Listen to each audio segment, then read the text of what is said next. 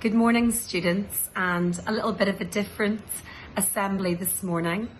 We actually took a survey from lots of you, and we had some really useful feedback that you wanted to see people's faces a little bit more. So this morning, rather than speaking over a PowerPoint, I'm speaking to you kind of face to face. So I hope you've all had a really great week, and I hope you've all been working hard on your lessons. I'm so proud of all of you. In fact, just sitting next to me is a pile of postcards being sent home today. We've had an inundation of emails again from your teachers who have been really keen to nominate students who've been working hard and submitting all their quizzes and doing all their work. So well done for everything that you have achieved this term independently. Thank you as well for your contributions, not just in your student survey, but also to our Oasis Silvertown lockdown poem. I've been really loving watching all the different parts of our lockdown poem, and part 3 has just come out today. And it's been great to see your contributions and hear about the things that you've been doing during lockdown and the things that you're wishing for when we start again. Some reminders from me. Don't forget that every day is a fresh day, so you just do the quizzes and lessons for that day. Remember to spend 50 minutes on the lesson and leave 10 minutes for the quiz in every hour. And that will help you to keep on top of everything. Today's assembly is from Mr Polston, and Mr Polston, as a trained first aider, will be talking to you about first aid and the importance of knowing about that, and potentially, hopefully, many of you will train as first aiders as you get older. Perhaps some of you, through cadets or other organisations, already are. So Mr Polston will be speaking with you in a moment about that. After that, Mr Moses will be giving out rewards for this week and mentioning which students have been awarded badges on Show My Homework. And Mr Moses has also put together some lovely activities for you all to do in the May half term, which are about your well-being. So this May half term is a break from lessons and projects, and you'll be given some activities through Show My Homework from Mr Moses, which focus on your well-being. I hope you have a great Friday, and I wish you and your family a lovely, restful, peaceful and safe bank holiday weekend and half term. Mr Polston. Good morning everybody, and welcome to the First Aid Assembly. Now this week we have been focusing on first aid in your PSHE lessons. The thought for the week was that 140,000 people die each year in a situation where first aid could have helped save their lives or could have saved the life of somebody else. Now, just a little recap of what we looked at in Monday's PSHE. We was looking at what we do in a primary survey. So what do we need to do in order to administer first aid, or decide if we need to use first aid? So there were 6 steps that we needed to follow. Okay, and we can remember this by Doctor's ABC. So D for danger, R for response, S for shout, A for airways, B for breathing, and C for circulation. So danger. Now we always need to make sure that the area that the patient in is safe, not only for them but also for ourselves. Okay, it's very important that you do not put yourself in any kind of danger, otherwise the person that you are helping receive first aid isn't going to get that first aid because you could then be injured yourself. So always make sure that the area is safe. Number R is response. So check the casualty's response. Okay, now this could be as simple, you could ask them a question. Okay, so for example, open your eyes, or can you hear me? If they don't respond, then using 2 fingers, just a gentle tap on the shoulder. Now this may cause them a reaction, in which case they may then open their eyes, in which case this is a very positive situation. Then we've got shout for help. That's very important, again, that you're not in a situation on your own. Now sometimes this can't be helped, but the more people that are around, the easier it is for you to start administering first aid and to complete your primary survey. So it's always good to shout for someone nearby to come and assist you. Okay, now you need to make sure when you shout that this is very, very loud.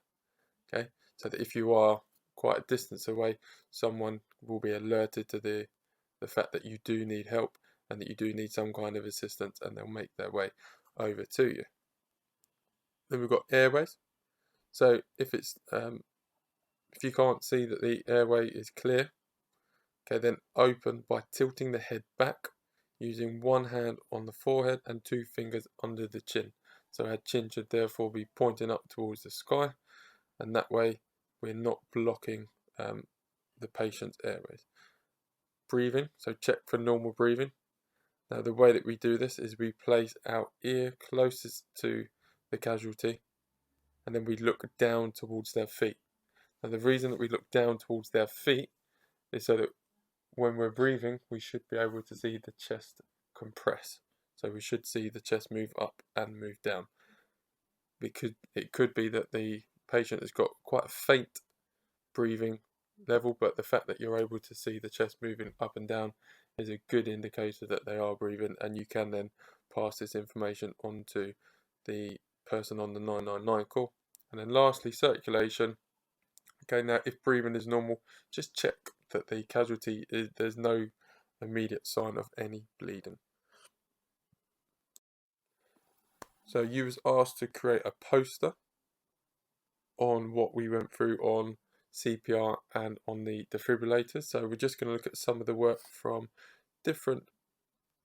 each house. So in Nightingale, we've got some very good work from Lisa Marr, Maisha Ahmed and Tiana Horton. Okay, they've gone into real detail. So for example, if we look at Maisha, she goes into great detail with 6 steps of how to complete CPR. In Jobs, I like the way that Licky's used lots of colour and lots of pictures for the stages of using the defibrillator. And then lastly in Malala House, okay, got a very, very nice informative poster from Nicola and Shanai. Okay, very clear steps of what they would need to do if they needed to administer CPR. Now there might be a time where you are going to have to make a 999 call, and this will be to tell the call handler at the other end what emergency service you need. So the emergency services are the fire brigade, the police and the ambulance. Now because we're focusing on first aid, if we're making a 999 call for first aid, we are going to be calling the ambulance service, and we need to tell the call handler the address or the location of the incident and your phone number. It's important that they have the address so that they can get there quickly, and also your phone number so that if you do become disconnected, they can quickly phone you back.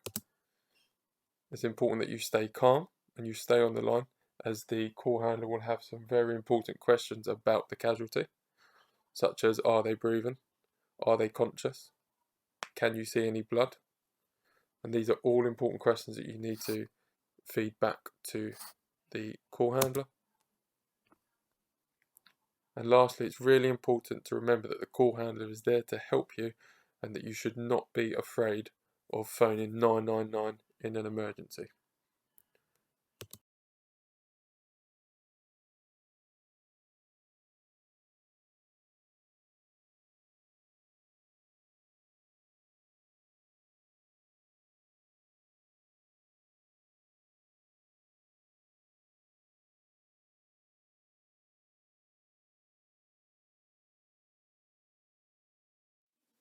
In year 7, Simonas, Rihanna, Ayumide, Clara, Kai.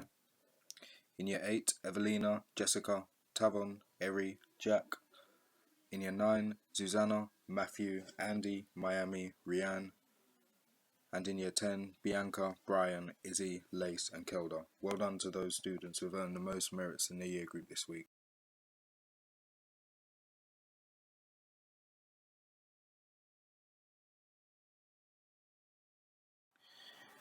Here are the badge winners for Malala. Our Be Professional badge for consistently completing all her work to a high standard. That's for Shania.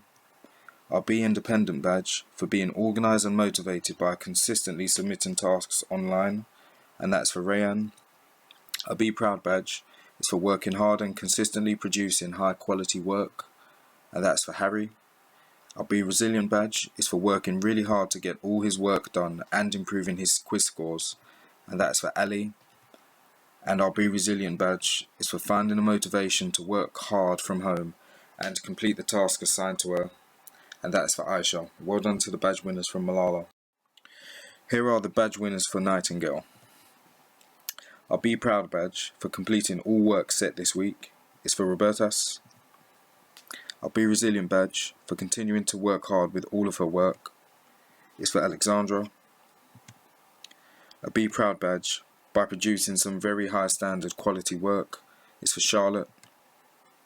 Our Be Independent badge for completing all work set this week is for Laura. And our Be Proud badge for continuing to work hard with all of his work is for Sid. Well done to the badge winners from Nightingale. Our Be Professional badge is for her professionalism, maintaining her high standards of work and earning 2 badges, and that's for Francesca. Our Be Professional badge is for his hard work and focus, earning many merits. That is for Renatus. Our Be Independent badge is for hard work and independence, earning 2 badges, and that is for Jaden. Our Be Resilient badge is for her brilliant attitude to learning, earning many merits for her hard work, and that is for Goda.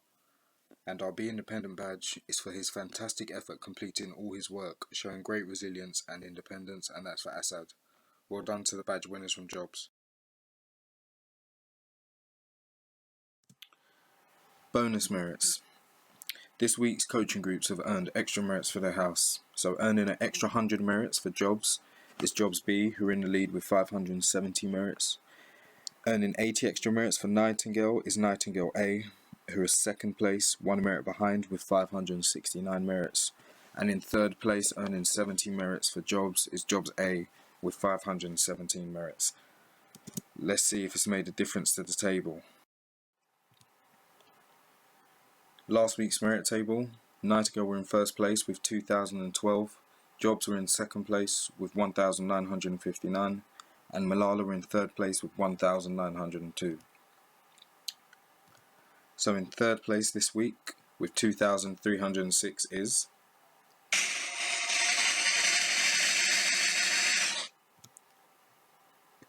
Malala. Well done to Malala. In second place with 2,436 is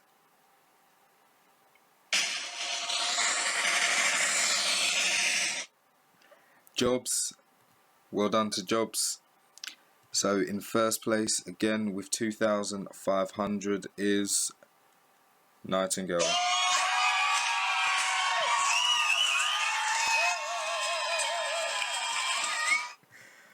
Well done to Nightingale. Things to look forward to. We will not be setting work for you over half term, but we will be putting up some well-being challenges for you all to complete that will be uploaded onto Show My Homework. It is completely optional, and we would like to see some of your challenges, so please email them to myself, Mr Moses, Mr Hunt, or you could also email your examples to Mrs Gill on Show My Homework. Some exciting news after half term. Please look out for our next assembly where we'll be sharing how we're going to be moving forward with the Merit Shop. And lastly, I hope all of you have a very, very good half term, and I look forward to hearing from you soon. Take